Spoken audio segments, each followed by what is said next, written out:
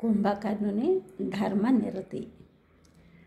యుద్ధరంగంలోకి ప్రవేశించిన కుంభకర్ణుని చూసి రాముడు రాక్షస రూపంలో ఉన్న ఆ తేజోమూర్తి ఎవరు అని అడుగగా, పక్కనే ఉన్న విభీషణుడు, అతడు మా అన్న కుంభకర్ణుడు, రావణునికి ఇతడు హితబోధ చేశాడు పరస్త్రీపై మోహం వలదని. కానీ అతడు వింటేనా? చావు రాసి పెట్టి ఉండటం వలన రావణుని ఆజ్ఞ చొప్పున మనపై దాడికి వచ్చాడు. రాముడు తల ఊపుతూ, ఇతడిని చంపడం అనవసరం, మన పక్షాన చేర్చుకుంటే అతనికి మనకి మేలు.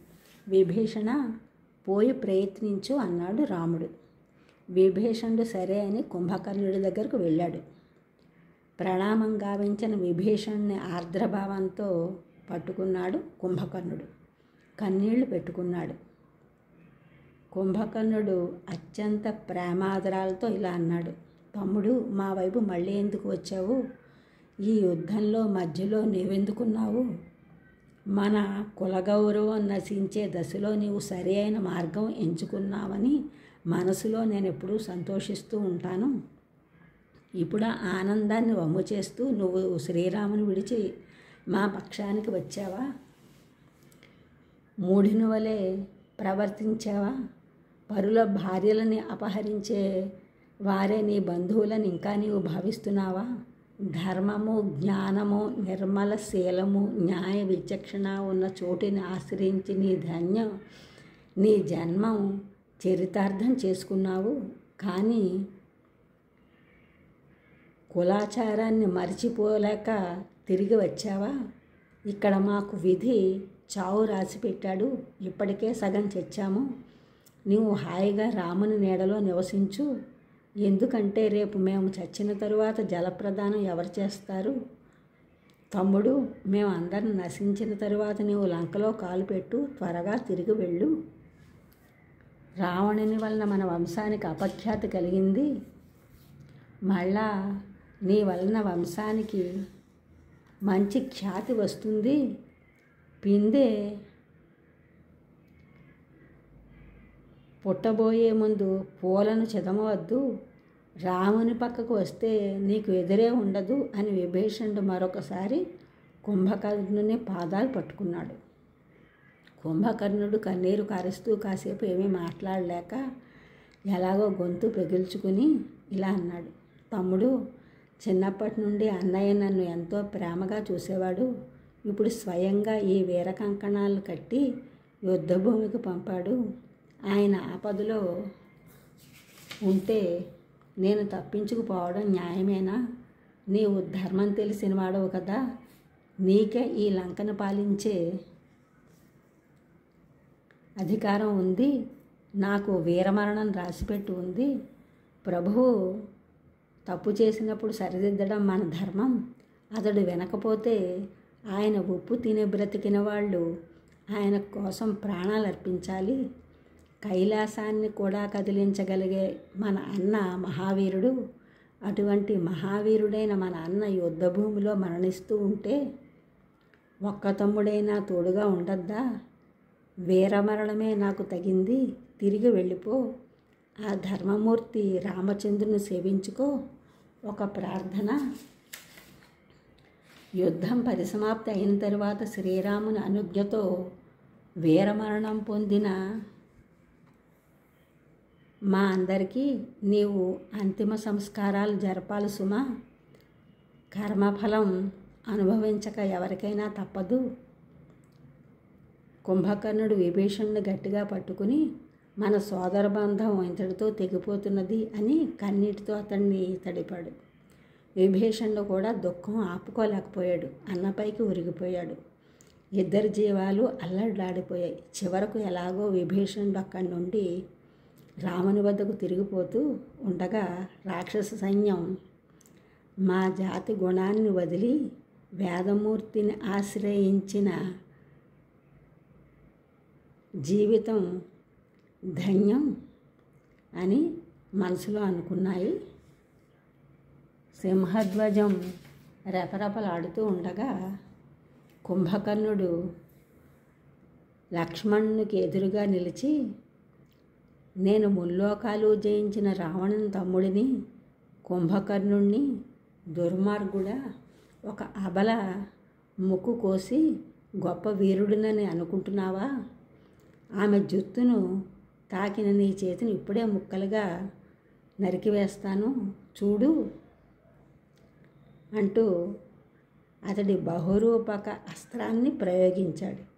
వెంటనే లక్ష్మణుడు దాన్ని మధ్యలోనే తన బాణంతో తునాతునకలు చేశాడు. కుంభకర్ణుడు అపురూపరమైన తన శూలాన్ని చేబూనాడు.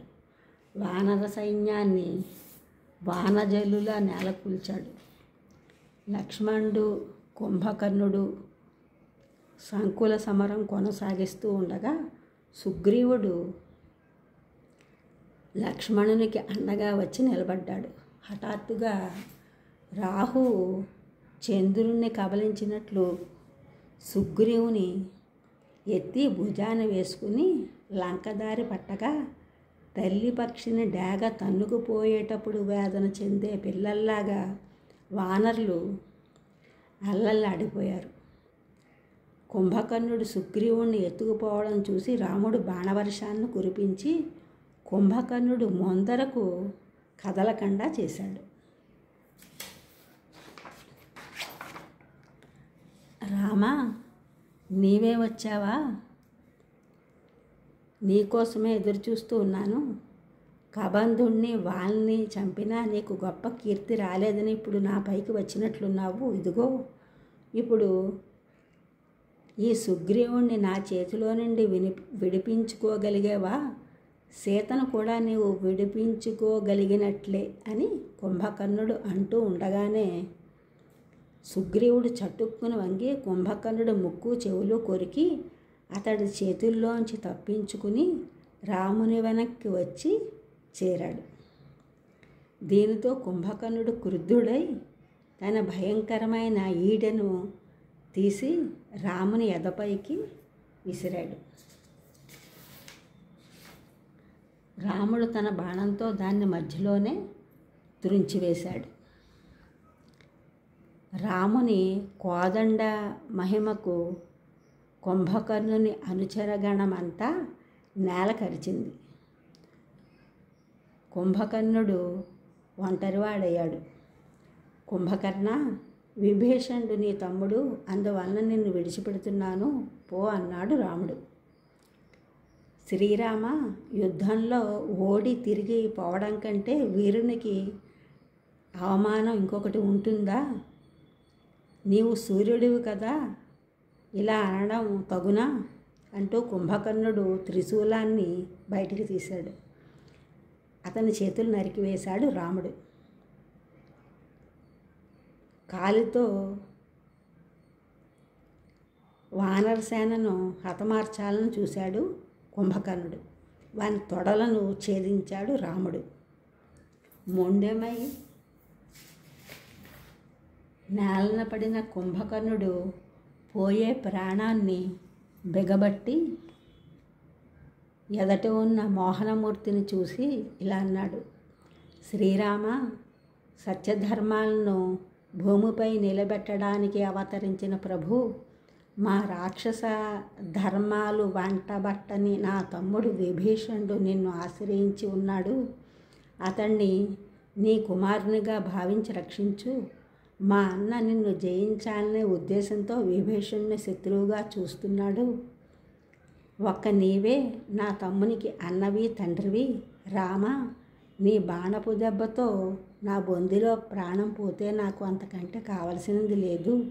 ఈ వరాన్ని ప్రసాదించు అని ప్రార్థించగా శ్రీరాముడు కుంభకర్ణుని శిరస్సును తెరించి సముద్రంలో పడవేశాడు.